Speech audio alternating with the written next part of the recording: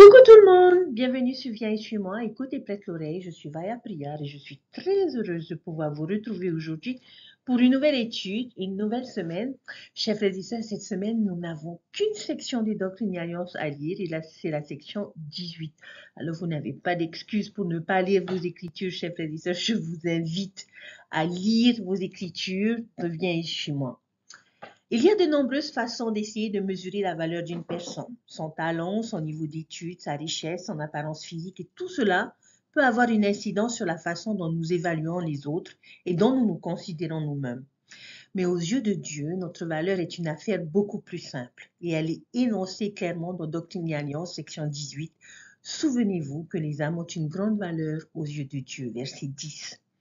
Cette vérité simple explique en très grande partie ce que Dieu fait et pourquoi il le fait. Pourquoi a-t-il demandé à Joseph Smith et à Oliver Cowdery d'établir l'Église de Jésus-Christ de nos jours? Parce que les âmes ont une grande valeur. Pourquoi est-ce qu'il commande à tous les hommes de partout de se repentir? Parce que les âmes ont une grande valeur. Et pourquoi Jésus-Christ a-t-il souffert la mort dans la chair et les souffrances de tous les hommes? Parce que les âmes ont une grande valeur. Si même une seule de ces âmes choisit d'accepter le don du Sauveur, elle se réjouit car sa joie est grande pour l'âme qui se repent. Les premiers dirigeants de l'Église recherchaient la volonté du Seigneur sur la manière d'édifier son Église. En réponse, le Seigneur a révélé à Joseph Smith, Oliver Cowdery et David Whitmer ce qui figure dans Doctrine et Alliances, section 18. Dès le printemps 1829, Joseph Smith, le prophète, reçoit des révélations qui évoquent l'établissement d'une église que nous avons vu dans la section 10. Des préparatifs à ce sujet sont entrepris dès juin 1829 lorsque le Seigneur commande à Oliver Cowdery de participer à l'édification de son église d'après les enseignements du livre de Mormon. En conséquence, Oliver compile un document qui contient des détails concernant les ordonnances, les offices de la prêtrise et les procédures de l'Église telles que nous les trouvons dans le livre de Mormon. Dans les versets 1 à 5, le Seigneur assure à Oliver Cowdery que les paroles qu'il a retranscrites pendant la traduction étaient vraies. Dans Doctrine et Alliances, section 18, verset 9, le Seigneur appelle Oliver Cowdery et David Whitmer à prêcher le repentir. Chers frères et sœurs, il y a une première vérité dans ces premiers versets qui a attiré mon attention. Lorsque le Seigneur demande à Oliver Cowdery de compiler des documents pour l'édification de son Église, il lui fait savoir que c'est dans le livre de Mormon qu'il trouvera les fondements de son Église, de son Évangile et de son roc. Le Seigneur met l'accent sur le fait que cette Église doit être fondée, bâtie et fortifiée parce que ces trois choses, la définition de son Église que nous trouvons dans 3 Néphi 27, son Évangile trouvé dans 3 Néphi 27 et sur son roc que l'on trouve dans Élamon 5.12 que nous savons être notre Sauveur et Rédempteur Jésus-Christ. C'est sur celui-ci que doit être bâtie l'Église.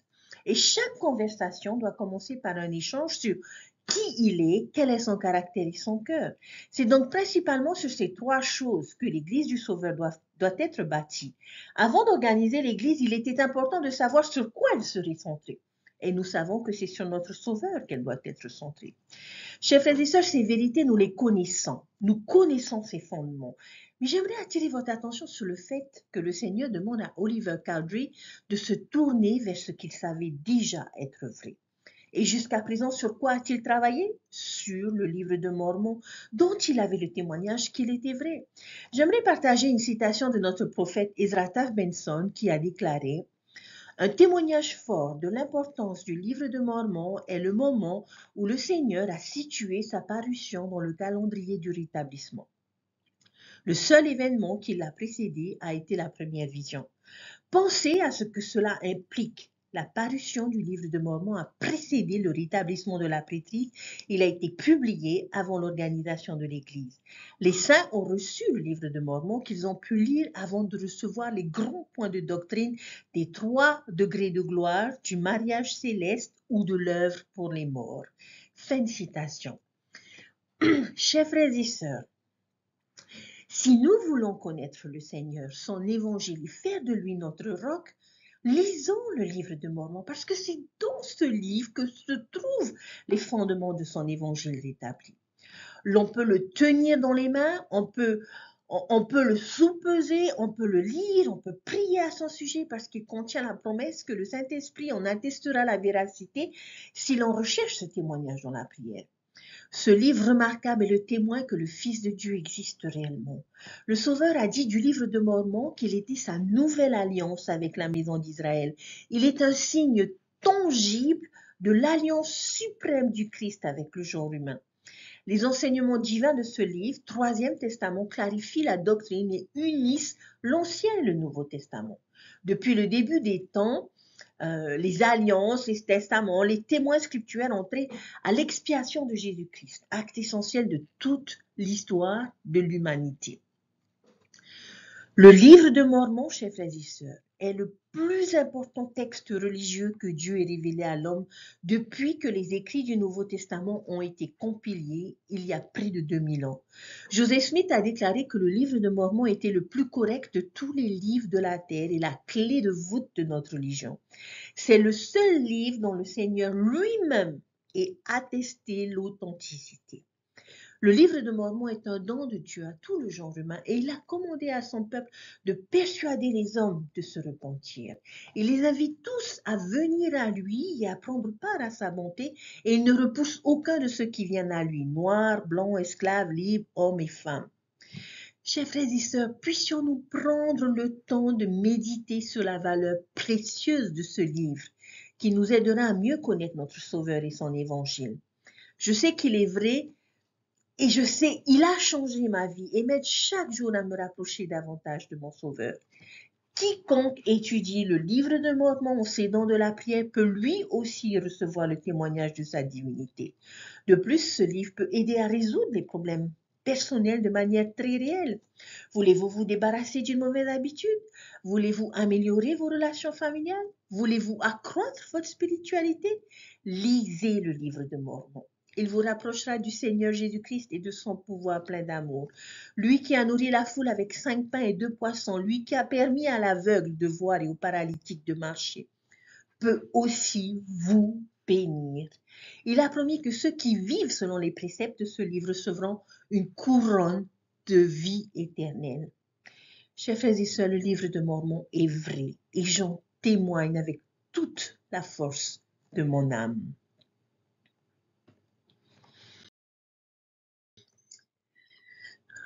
Lorsque nous parlons de l'Église, nous pensons à son organisation. Nous pensons aux sociétés de secours, écoles du dimanche. Mais l'Église est avant tout un ensemble de personnes qui se réunissent, se soutiennent, s'entraident, se réjouissent en Christ.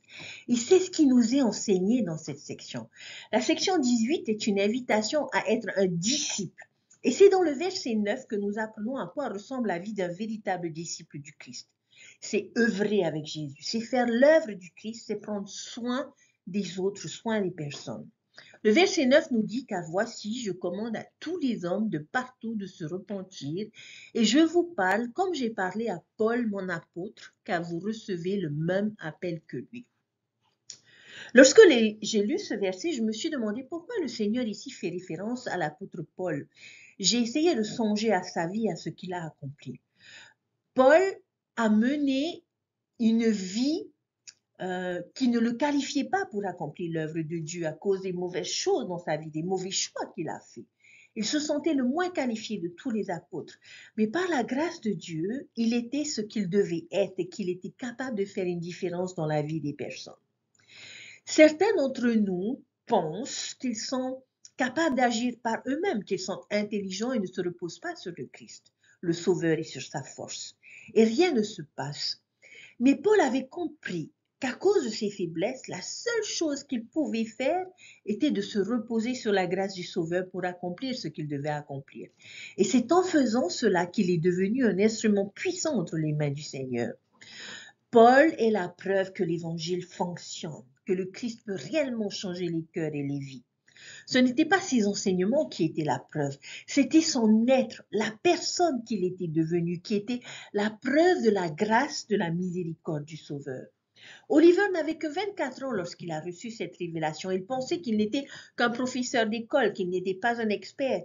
Mais le Seigneur l'a considéré comme une œuvre grande et merveilleuse. Chers frères et sœurs, c'est ce que nous sommes individuellement et personnellement pour le Seigneur. Une œuvre grande et merveilleuse. Parfois, comme Paul, nous nous sentons peu ou pas qualifiés dans cette œuvre. Nous nous sentons pas qualifiés et peu capables d'accomplir l'œuvre du Dieu. Et nous nous demandons si nous sommes la meilleure option du Seigneur. Nous nous demandons si nous sommes la bonne personne. Mais ici, dans cette section, le Seigneur nous connecte à l'apôtre Paul. Dès le départ, le Seigneur a choisi les disciples qui ne se sentaient pas à leur place, qui ne se sentaient pas être la bonne personne. Mais le Seigneur a toujours choisi des personnes imparfaites pour accomplir une œuvre parfaite. Regardons juste l'exemple de Paul, de ce qu'il était et de ce qu'il est devenu entre les mains du Seigneur pour l'aider à accomplir son œuvre. Aucun n'est assez qualifié pour le Seigneur, parce que c'est Dieu qui qualifie ceux qu'il appelle. Le Seigneur a donné à Oliver ses précieux conseils de la vie d'un véritable disciple du Christ. La section 18 est très connue pour un verset souvent cité dans nos leçons ou dans nos discours, notamment sur la valeur des âmes aux yeux de Dieu. Nous avons la responsabilité d'aider chacun à se voir eux-mêmes et les autres comme Dieu les voit, d'une valeur infinie et incompréhensible. Dans un monde qui essaie constamment d'attribuer une valeur en fonction de la richesse, du statut, de l'apparence ou de la réussite, notre travail consiste à élever nos frères et sœurs au-dessus de ces fausses mesures. Cette leçon est importante parce qu'elle a le pouvoir de transformer des vies et d'inculquer la confiance et d'inspirer la compassion. Lorsque les personnes comprennent vraiment leur valeur, ils se traitent eux-mêmes et les autres avec plus d'amour et de respect. Nous n'enseignons pas seulement ici la doctrine, mais nous façonnons la façon dont chacun se voit soi-même et le monde qui les entoure. Le fait est que nous, les mortels, ne sommes pas toujours très doués pour évaluer ou donner une valeur aux choses. Nous jugeons souvent uniquement sur l'apparence extérieure, ce qui n'est pas toujours une méthode fiable. J'aime beaucoup deux citations que j'ai trouvées dans mon étude. La première est de C.S. Lewis et la deuxième de Elder Uchtdorf, qui sont toutes les deux excellentes et qui ont dit ceci. Il n'y a pas de gens ordinaires. Vous n'avez jamais parlé à un simple mortel. Les nations, les cultures, les arts, les civilisations, ces choses sont mortelles et leur vie est pour la nôtre comme la vie d'un moucheron. Après le Saint-Sacrement lui-même, votre prochain est l'objet le plus sacré présenté à vos sens. Elder Uchtdorf a dit « Nous savons par la révélation moderne que la valeur des âmes est grande aux yeux de Dieu. Nous ne pouvons pas plus évaluer la valeur d'une autre âme que nous ne pouvons mesurer l'étendue de l'univers. Chaque personne que nous rencontrons est une VIP, personne très importante pour notre Père Céleste. Souvenez-vous que les âmes ont une grande valeur aux yeux de Dieu. Nous avons besoin de comprendre que la valeur d'une âme dépend de la personne à qui nous la demandons. La valeur d'une personne dépendra de l'opinion d'une autre personne. Mais ce verset nous dit qu'aux yeux de qui notre valeur dépend. Et c'est aux yeux de Dieu. Il est celui qui détermine notre valeur. Alors, chers frères et sœurs, selon Dieu, quelle est la valeur de votre âme? La valeur des choses, bien souvent, dépend d'un prix que nous sommes disposés à payer. Lorsque nous parlons de valeur de choses, nous parlons de ce qu'une personne est disposée à payer et ce choix que nous sommes disposés à payer pour quelque chose est déterminé par l'amour et l'attention que nous accordons à cette chose. Prenons l'exemple d'une balle de baseball signée par un grand joueur. S'il s'agit de mon joueur préféré, je ferai tout et mettrai le prix pour obtenir cette balle. Mais si je ne connais pas ce joueur ou ne m'intéresse pas au baseball comme moi, cette balle n'aura aucune valeur à mes yeux. Le verset 10 témoigne de la valeur que nous avons aux yeux de Dieu. Et un prix a été payé. Et ce prix est la souffrance dans la chair de notre Sauveur Jésus-Christ, qui a éprouvé les souffrances de tous les hommes pour que les hommes puissent se repentir et venir à lui. Le plus grand amour requiert le plus grand sacrifice et la valeur de quelqu'un dépend de ce qu'une personne est disposée à sacrifier pour les autres. Le Seigneur nous fait savoir quelle est notre véritable valeur à travers le sacrifice de son Fils, le prix qu'il était disposé à payer. Certaines personnes se permettent de déterminer notre valeur selon leurs critères. Mais comment le prouvent-ils? Ce n'est que par leurs actes et leur amour que une personne détermine notre valeur. C'est pour ces raisons que le Seigneur a instauré la Sainte Seine lorsqu'il organisera l'Église. Et c'est une vérité fondamentale. Chaque semaine, lorsque nous nous réunissons pour prendre la Sainte Seine, Il crée à nouveau l'histoire de la crucifixion pour que nous puissions nous souvenir de manière physique, visible et audible de la valeur que nous avons aux yeux de Dieu. Dieu est notre Père, il nous aime. Notre valeur est inestimable. Nous sommes uniques, un être unique composé de cette intelligence infinie qui nous donne droit à la vie éternelle. Qu'il n'y ait aucun doute dans notre esprit quant à notre valeur en tant que personne.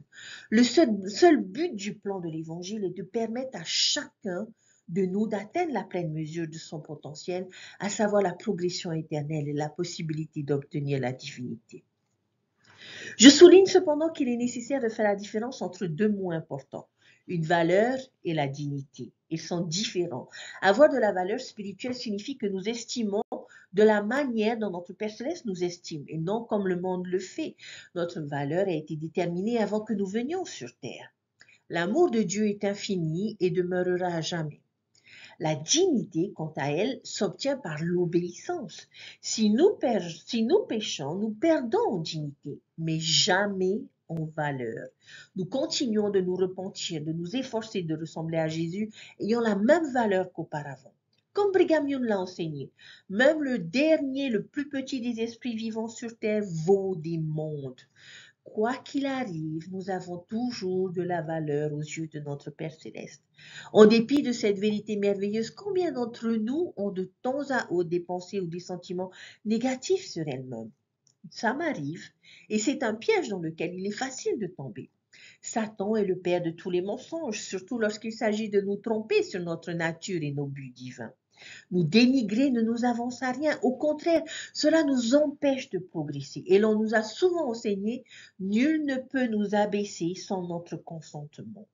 Nous pouvons arrêter de comparer ce qu'il y a de pire en nous à ce qu'il y a de meilleur en quelqu'un d'autre. La comparaison nous prive de joie.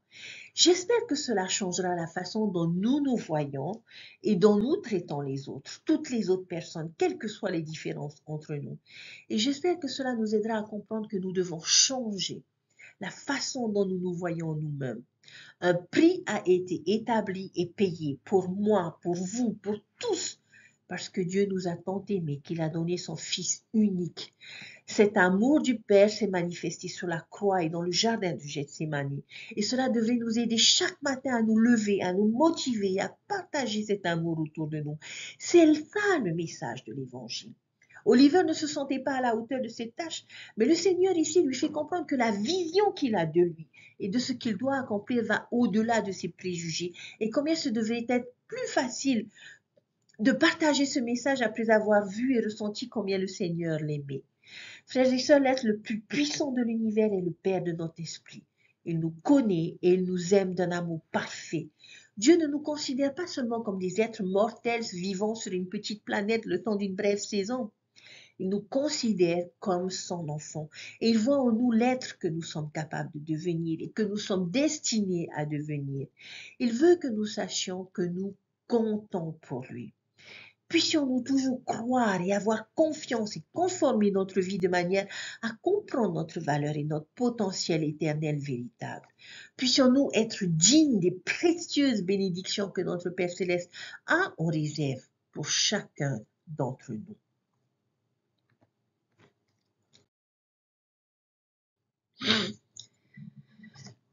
Maintenant que nous comprenons que la valeur des âmes est grande, j'espère que nous comprendrons pourquoi nous devons chercher à amener les autres au Christ en partageant l'Évangile. L'Évangile nous apporte de la lumière, de la chaleur et de la joie. Mais cette chaleur, cette lumière et cette joie sont multipliées lorsque nous les partageons. Comme Jésus l'a dit, que votre lumière brille ainsi devant les hommes afin qu'ils voient vos bonnes œuvres et glorifient votre Père qui est dans les cieux. Nous allons examiner un certain nombre de versets de la section 18 concernant, je dirais, le travail missionnaire. Quelle est l'une des plus grandes récompenses du travail missionnaire selon les versets 15 et 16? Une grande joie. Pourquoi pensez-vous que le travail missionnaire apporte une si grande joie? C'est bien sûr une question très ouverte avec beaucoup de choses que l'on pourrait dire. C'est joyeux parce que la valeur des âmes est si grande. Une âme a été amenée au Christ et on peut donc expérimenter son véritable potentiel. Cela apporte de la joie parce que cela nous aligne sur l'œuvre et la gloire de Dieu pour réaliser l'immortalité et la vie éternelle de l'homme. C'est joyeux parce que la joie est une conséquence naturelle du partage de quelque chose qui nous réjouit. Il y a une joie supplémentaire lorsque nous partageons des choses. Par exemple, il y a de la joie à aller à Disneyland, mais je dirais qu'il y a une joie encore plus grande lorsque nous la partageons avec nos enfants. De les voir éprouver la même joie que j'ai éprouvée quand j'avais leur âge, cela augmente notre joie. Maintenant, quelles sont les 3 qualités avec lesquelles nous devrions enseigner et comment enseigner et partager cet évangile? Avec la foi, l'espérance et la charité. Comment enseigner avec ces choses? C'est une question sur laquelle je vous invite à réfléchir. Mais pour obtenir le salut, nous devons tous prendre sur nous le nom du Christ par le repentir et le baptême. Ceux qui le font sont alors appelés et à inviter les autres à faire de même. Toute cette section est axée sur l'importance de prendre sur nous le nom du Christ. Quelle est l'importance de prendre un nom? Pensez au mariage. Lorsque cet engagement est pris, une femme prend sur elle le nom de son mari. Pourquoi? Parce que cela montre qu'une relation a été forgée, que l'on fait partie de la même famille. C'est la même chose lorsque nous sommes baptisés. Nous faisons maintenant partie de la famille du Christ, ou bien nous recevons un nom lorsque nous naissons, lorsque nous commençons une nouvelle vie. C'est la même chose avec le baptême. Nous commençons une nouvelle vie en tant que nouvelle personne. Par conséquent, nous recevons un nouveau nom. Et c'est aussi le nom par lequel nous serons appelés au dernier jour, comme il est dit dans les versets 24 et 25. Lorsqu'il s'agira de l'appel final de tous ceux qui seront invités dans le royaume du Christ, ce ne sera pas une énorme liste de noms, un gros livre à parcourir comme une cérémonie de remise de diplôme. Il n'y aura qu'un seul nom sur cette liste, Jésus-Christ. Et nous pourrions être vraiment consternés à ce moment-là en pensant, quoi? Seul Jésus l'a fait, il est le seul invité? Jusqu'à ce que nous réalisions, mais attendez une seconde, c'est aussi mon nom. J'ai pris sur moi le nom du Christ. Il est sur ma carte d'identité spirituelle. Je suis invité à entrer. C'est le nom par lequel nous serons appelés au dernier jour. Quelles sont les 3 choses qui nous donneront la puissance pour déclarer cet évangile selon le verset 32? L'une de ces choses est la puissance du Saint-Esprit, que nous avons déjà vu en long et en large. L'Esprit confirmera la vérité de nos paroles et le portera au cœur des hommes. Nous n'aurons pas à le faire. Une deuxième chose est l'appel de Dieu. Celui que Dieu appelle, Dieu le qualifie. Inhérente à l'appel lui-même vient la capacité de le faire. Et la troisième chose sont les dons de Dieu aux hommes. Dieu nous donnera des dons spirituels pour améliorer notre capacité à proclamer l'Évangile. Chacune de ces choses peut nous aider à enseigner avec puissance. Le rassemblement est la reconnaissance ultime que la valeur des âmes est grande aux yeux de Dieu. C'est aussi simple que cela. Nous rassemblons les enfants de Dieu dans ces derniers jours afin qu'ils puissent avoir des bénédictions déversées sur leur tête et les promesses des richesses de l'éternité. Il s'ensuit que pour rassembler Israël, nous avons besoin de missionnaires. Je vous promets, chers jeunes, qu'en servant, vous ressentirez l'amour du Seigneur dans votre vie. Vous le connaîtrez, il vous connaîtra, et combien grande sera votre joie. De quelle façon pouvons-nous personnellement participer à amener d'autres personnes au Christ, même si nous ne sommes pas missionnaires à plein temps? Ce travail est un travail non seulement d'amour, mais c'est aussi un travail de joie. Nous allons rencontrer des personnes avec leurs propres histoires, partageant leurs doutes, leurs craintes. Et combien grande sera notre joie de savoir que nous les avons aidés à goûter à la grâce et la miséricorde de Dieu, parce que chaque homme a une grande valeur aux yeux de Dieu. Ce sentiment, nous le multiplions plusieurs fois et nous pouvons comprendre lorsque le Seigneur nous dit qu'il a aimé et continue d'aimer le monde. Combien d'autres joies seraient grandes s'il y en avait plusieurs? Le verset 44 m'a beaucoup touché et m'a invité à réfléchir un instant sur moi-même. Dans le verset 44, on y trouve « J'accomplirai par vos mains une œuvre merveilleuse parmi les enfants des hommes au point d'en convaincre beaucoup de leurs péchés, afin qu'ils viennent au repentir et qu'ils viennent au royaume de mon Père. » Je souhaiterais mettre l'accent sur l'expression « par vos mains ». Lorsque nous cherchons à construire quelque chose, nous utilisons nos mains et nous accomplissons par nos mains une œuvre merveilleuse parmi les enfants des hommes au point d'en convaincre beaucoup de leurs péchés afin qu'ils viennent au repentir, qu'ils viennent au royaume de notre Père Céleste. Lorsque nous essayons de faire quelque chose de difficile, nous essayons de le faire de nos propres mains. Nous n'avons pas toujours su le réaliser de la meilleure des façons. Je prends l'exemple d'une maison que je dois repeindre. C'est un peu mon cas. Je n'ai peut-être pas toujours su le faire de la meilleure des façons et mes mains étaient souvent couvertes de peinture. Nos mains subissent les conséquences des travaux que nous essayons de réaliser dans notre vie quotidienne. En lisant le verset 44, peut-être pouvons-nous, un instant, nous demander, lorsque nous nous retrouverons face au Seigneur et qu'il pourra regarder nos mains, j'espère qu'il verra les traces de nos efforts, que nous avons essayé de faire de notre mieux pour accomplir son œuvre, que nous avons les mains usées, égratignées, qui prouveront que nous avons essayé de faire de notre mieux pour accomplir l'œuvre de Dieu. Cependant, la plus belle et merveilleuse œuvre qui a été accomplie l'a été dans un jardin, sur une croix et dans une tombe. Et les mains de notre Sauveur sont la preuve de cette merveilleuse œuvre accomplie. Ces mains qui sont à présent auprès de Dieu, c'est le moins que nous puissions faire pour passer notre vie à amener des âmes au Sauveur. Et même si nos mains s'en mêlent, se blessent, s'égratignent, le plus important est le résultat et ce sera la preuve de notre participation à cette œuvre. Chaque fois que nous parlons de l'œuvre de Dieu, il s'agit toujours de personnes. Et cette section nous rappelle cette vérité essentielle concernant l'Église. Ce n'est pas une question d'organisation, de chiffres, mais que toutes ces choses nous amènent à œuvrer pour les hommes. Alors lorsque le Seigneur nous dit qu'il fera une œuvre grande et merveilleuse, cela signifie encourager, pardonner, élever les âmes, les personnes, les enfants de notre Père Céleste, parce que c'est ce que le Seigneur veut pour ses enfants. Il veut retrouver chacun d'eux auprès de lui dans son royaume.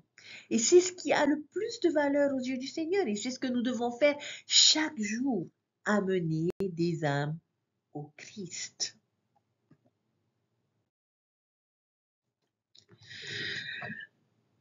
Maintenant, nous qui avons reçu un témoignage de cet évangile, un témoignage spirituel, nous devons continuer à agir avec foi.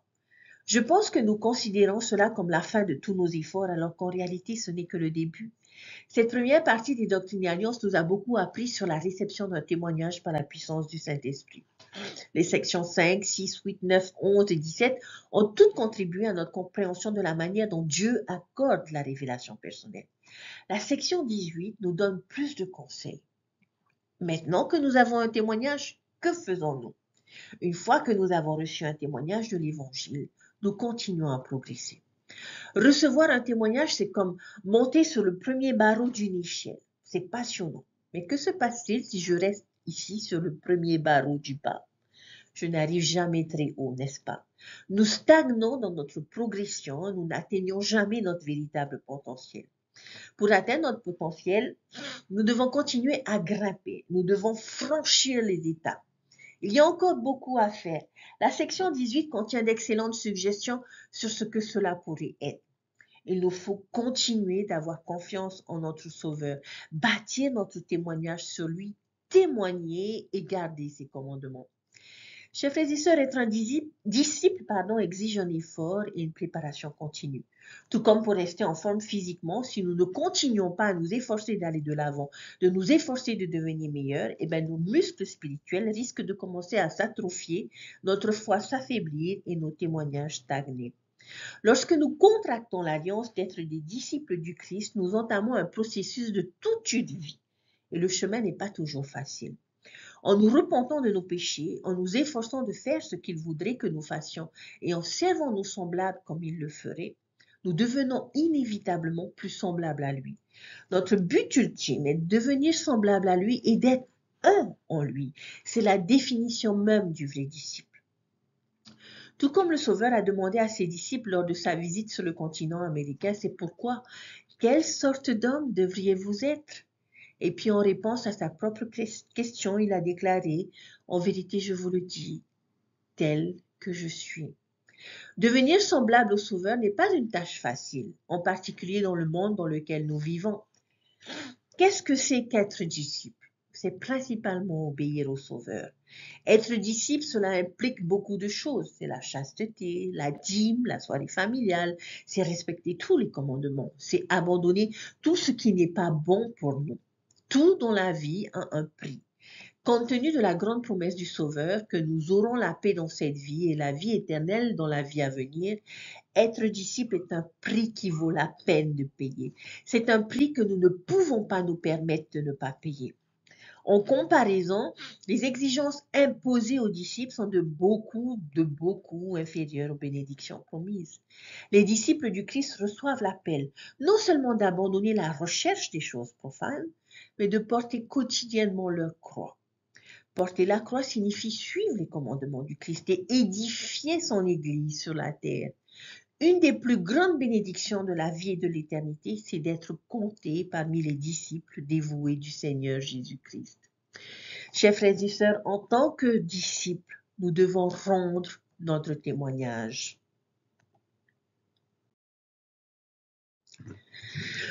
Dans les Écritures, nous lisons, souvenez-vous que les âmes ont une grande valeur aux yeux de Dieu. Et si vous travaillez toute votre vie à appeler ce peuple au repentir et que vous ne m'amenez ne fût-ce qu'une seule âme, comme votre joie sera grande avec elle dans le royaume de mon Père.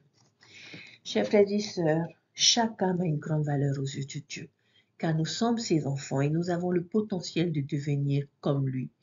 L'amour de Jésus-Christ doit être notre guide pour que nous devenions attentifs aux besoins des personnes à qui nous pouvons venir en aide d'une façon ou d'une autre.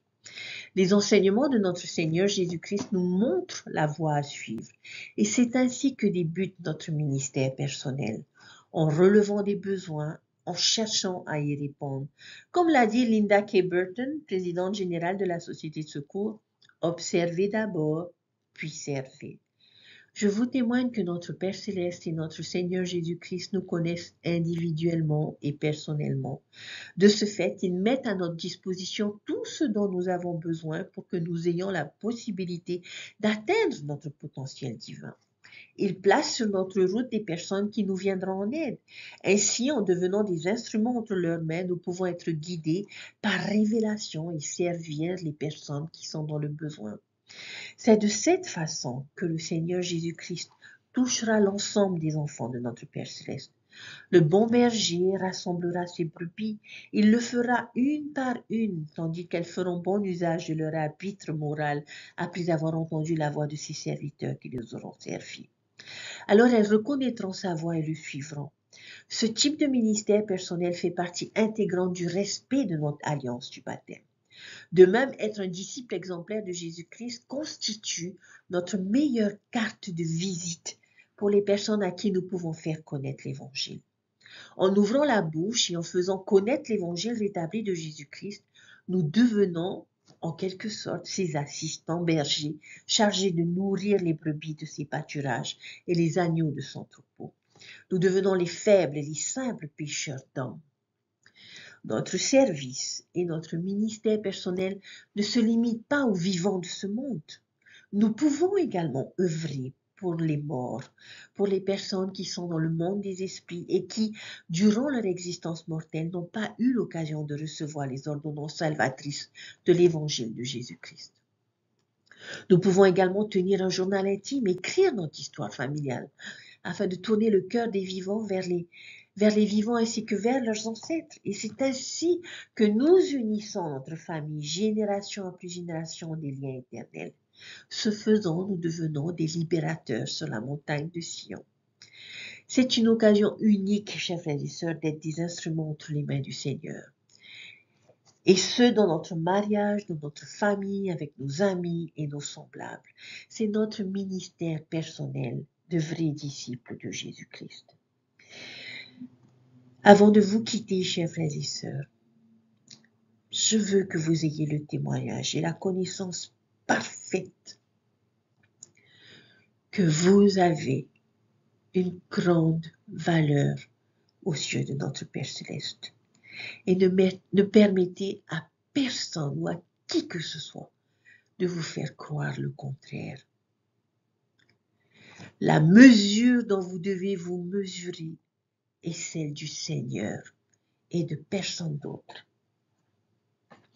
Chaque dimanche, lorsque vous vous rendrez à l'église pour renouveler vos alliances, lorsque vous prendrez ce pain et cette eau, puissiez-vous vous souvenir du prix qui a été payé pour votre âme,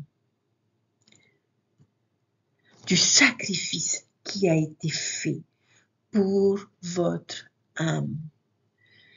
Et en considérant ce sacrifice et ce prix payé, pouvez-vous déterminer aujourd'hui la valeur que vous avez? Dieu a tant aimé le monde qu'il a donné son Fils unique afin que quiconque croit en lui ait la vie éternelle. Chers frères et sœurs, Dieu vous aime. Il n'y a aucune mesure humaine qui puisse déterminer la valeur que vous avez à ses yeux. Aidez les autres à trouver cette valeur, à se rendre compte de cette valeur. Participons à l'œuvre de notre Père Céleste. Aidons les autres à venir au Christ et à savoir au plus profond de leur âme et dans leur cœur le prix qui a été payé pour qu'ils soient rachetés de leurs erreurs, de leurs faiblesses, de leurs manquements. Dieu vit et Dieu nous aime, chers frères et sœurs. Une seule section cette semaine, mais ô combien profonde et importante qu'il fallait que nous apprenions et sachions avant que l'Église soit organisée. Parce que je témoigne que l'Église de Jésus-Christ des Saints des derniers jours est l'Église où les personnes sont invitées à venir au Christ, à le connaître et à bénéficier de sa grâce et de sa miséricorde. Parce que vous avez une grande valeur aux yeux de Dieu. Il vit, il nous aime et je suis reconnaissante pour le prix infini qui a été payé pour moi, pour vous et pour chacun. Et puissiez-vous, chers frères et sœurs, avoir ce témoignage et vivre en conséquence. C'est ma leçon et mon enseignement que j'aimerais vous laisser aujourd'hui. Au nom de Jésus-Christ. Amen. Prenez bien soin de vous, chers frères et sœurs.